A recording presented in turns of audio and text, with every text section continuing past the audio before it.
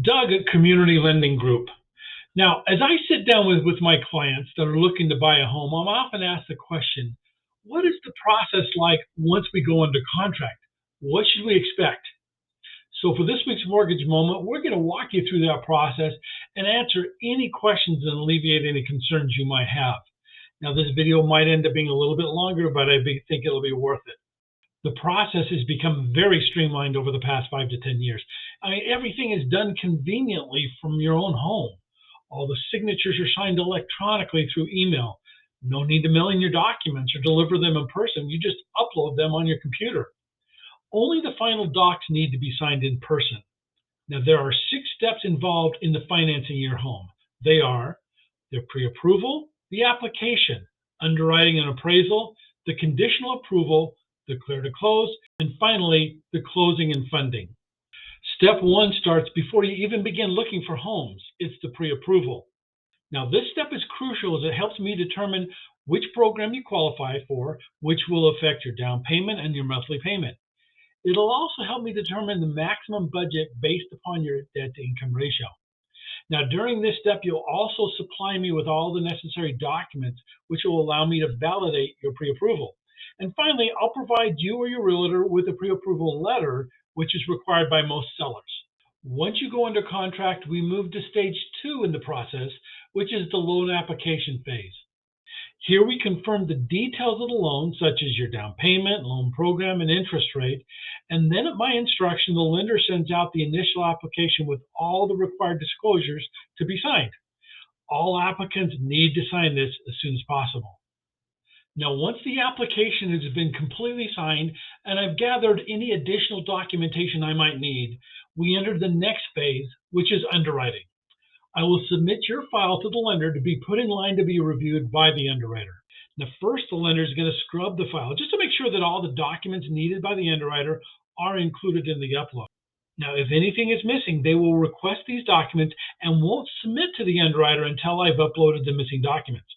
This is why it's so important that you give me all the necessary documents as quickly as possible so we don't delay the process.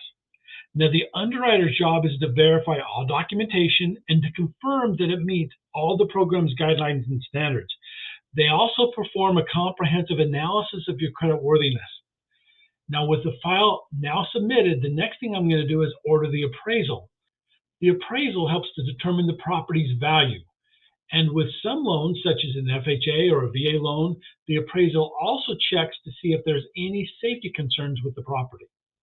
Stage number 4 is the initial approval. This means that the underwriter has reviewed your file and he needs additional documentations to sign it off. Now, they'll provide an updated list of any additional items needed to clear the loan for final approval. Sometimes this involves obtaining more information from you. Often these are items that I need to do behind the scenes and I don't even need to get you involved. Once the underwriter has signed off on all the conditions they've requested and also has signed off on the appraisal, we move to the next stage, which is clear to close. The file is then sent to the closing department. Now, depending on the lender, sometime between the conditional approval stage and the clear to close, the lender will be sending out something called the closing disclosure, or a CD.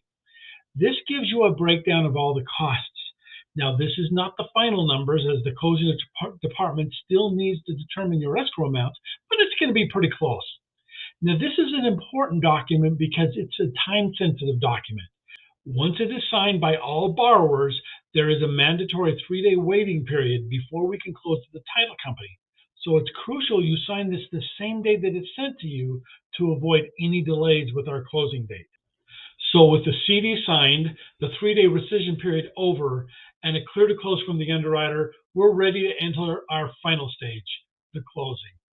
The closing department works with the title company to finalize the numbers and to prepare the necessary paperwork to sign. You'll meet in person with the escrow officer to sign all the final documents. Now, if it's a purchase contract and you close early in the day, then typically it'll fund and record that same day, so you'll get the keys that afternoon. However, if you close later in the day, it typically will not fund and record till the following day, so you got to wait a day to get your keys. And then finally, if this is a refinance, there is an additional mandatory 3-day waiting period before the loan will finally fund. Although there are numerous people involved in this transaction, I'll always be your contact from start to finish.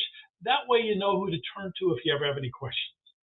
So if you have any fears moving forward, you can put those aside. I've got you covered. This is Doug with Community Lending, your mortgage guy.